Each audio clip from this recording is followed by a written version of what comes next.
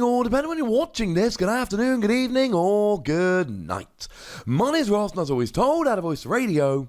So today, we're going to be taking a little bit of a look at a new Dragonite card. We've got a new Dragonite coming, and it's very, very exciting. Of course, Dragonite's one of those Pokemon that keeps bamboozling me. I thought the one from Sun and Moon would be really good, especially because we had double Dragon Energy back then.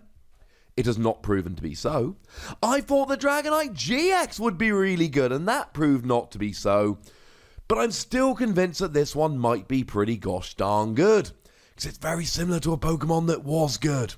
So, Dragonite then, translated by the lovely David Hockman over at Rappelman TCG on Facebook. And the basics, we got 160 HP, which is what the Dragonite from Sun and Moon had. It's pretty beefy.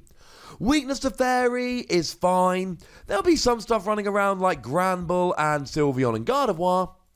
But outside of that, we're looking alright, ladies and gentlemen. This ain't too bad. Retreat cost of 2 kinda sucks. And being a dragon Pokemon, I mean, we've lost Devoured Field. The one thing we do still have, however, is Lance Prism Star.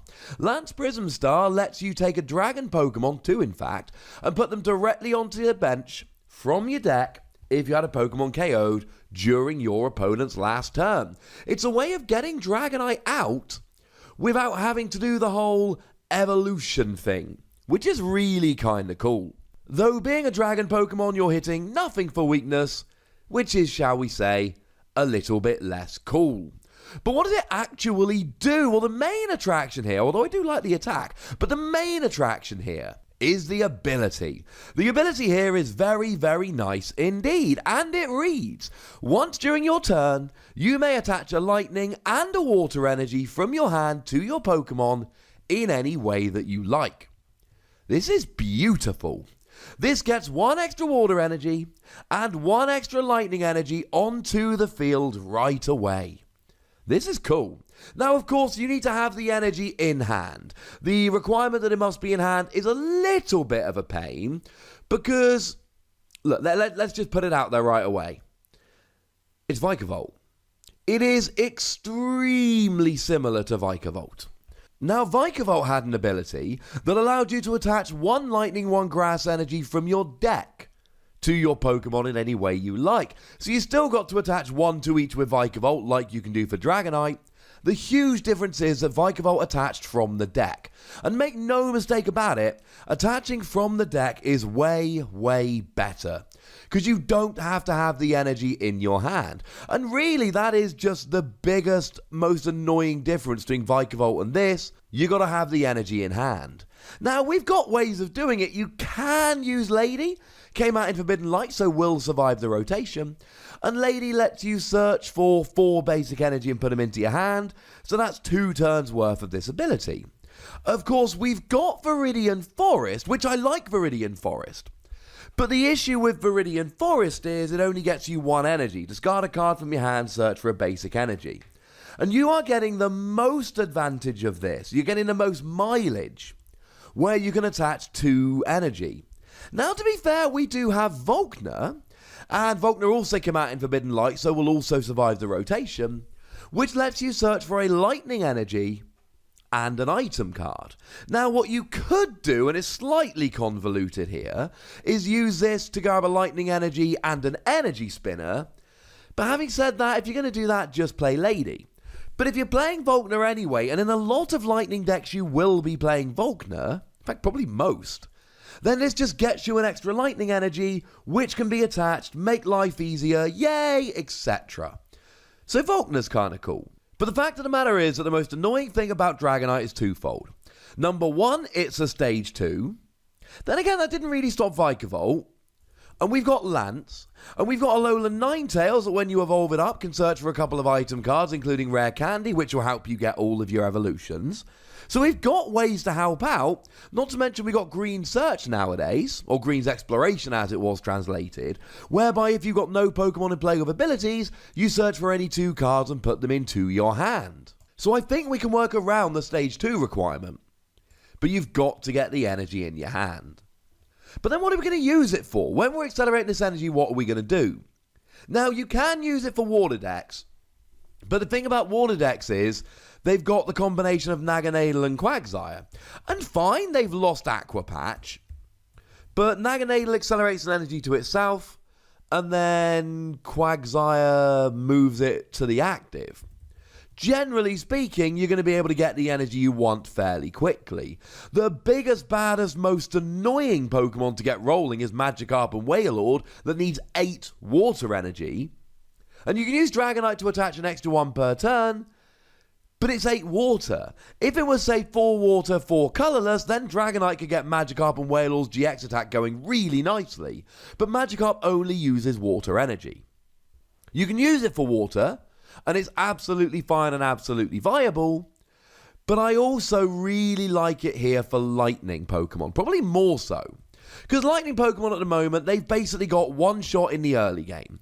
They use Thunder Mountain Prism Star to reduce their energy cost by 1, and they've got Tapu Koko Prism Star, which accelerates 2 energy, 1 to each of 2 bench Pokemon from the discard. So if we take something like a Pikachu and Zekrom, it's a free energy attack, but 1 energy is paid by Tapu Koko, 1 energy is negated by Thunder Mountain, and then you attach from your hand and you're good to go. And then Pikachu and Zekrom itself accelerates free energy when you attack. Now, we have got Raikou at the moment, but unfortunately Raikou was Shining Legends, so that will be rotating out when the rotation hits. And we do have Magnezone, which will survive the rotation. You see, we've already got Magnezone. It came out in Forbidden Light, and this will allow you to attach as many lightning energy during your turn as you like. So if you're just using this to accelerate to lightning energy, why wouldn't you play Magnezone? And there are a couple of answers. It's got a different weakness to all your other lightning Pokemon, and it's got more HP, although only 10, and it's got a really nice attack. But in terms of pure energy acceleration, Magnezone's probably better. You see, the thing about Vikavolt was that it worked in very specific decks. So initially it was played with Tapu Bulu that needed grass and colourless, which could be played with lightning.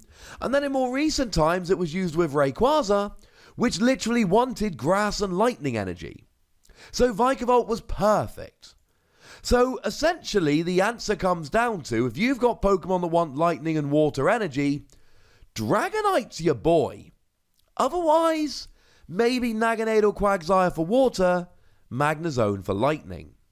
Now, we do have Dragonite GX. Weirdly, the Dragonite from Sun and Moon used grass and lightning, but Dragonite GX uses water and lightning. And it can do 200 damage straight up, which is pretty good. For free colourless energy, you put 3 Dragon Pokemon from your discard pile onto your bench. Again, that will circumvent the rules of evolution. So maybe this is just meant to be in a Dragonite deck. And we do have a really nice attack here. Now, it's moderately expensive. 1 water, 1 lightning, 2 colourless energy, 170 damage. Slight catch. Discard free energy from this Pokemon. But then the ability lets you attach 2, and then you can attach 1 for your turn, so it's really not the end of the world. 170 damage straight up is great. That is immediately a one-hit KO on stuff like Dedenne, or indeed Jirachi that we looked at yesterday, probably, which is looking like it's going to see a fair amount of play. Jirachi is really nice. But then you're falling a tiny bit short. If we had Devoured Field, we don't, but if we had Devoured Field, you would then be able to get a one-hit KO on something like a Blacephalon, or the aforementioned Rayquaza. But what is really cool is that we've still got Shrine of Punishment, which means that you can take advantage of the extra 10 damage. And actually, Shrine of Punishment is 10 damage after yours, 10 damage after theirs, so in a lot of ways it works out better than Devoured Field, though it is GXs only, not non-GXs. So you can be one-hit KOing 180, 190 Pokemon probably fairly easily. And it's a non-GX. It's a good amount of damage. I'm quite a fan of this. I want it to be an amazing Pokemon, and I love the ability. And at first glance it looks like a different version of Vikavolt, but you got to have the energy in hand, and I think if you're playing a Stage 2, we've got better ways of accelerating energy for either water or lightning. Now, if you're playing water and lightning, then I think this is amazing, and I think maybe it could exist on its own. Certainly if you combine Lance and Dragonite GX's GX attack to ignore the whole Stage 2 thing and just get your Pokemon out normally, then I think this can work very nicely indeed. But I do worry that it's going to be another one of those Stage 2s that we never find a great partner for and goes down as the good idea, never really worked Pokemon. So I'm going to be giving it between 3 and 4 Wassies. We don't give half Wassies, that would be barbaric. A good option, absolutely. But I worry just a little bit that it's never going to end up reaching its potential. But I'd like to know what you think about it, ladies and gentlemen, so please do let me know in the comment section. Go nuts!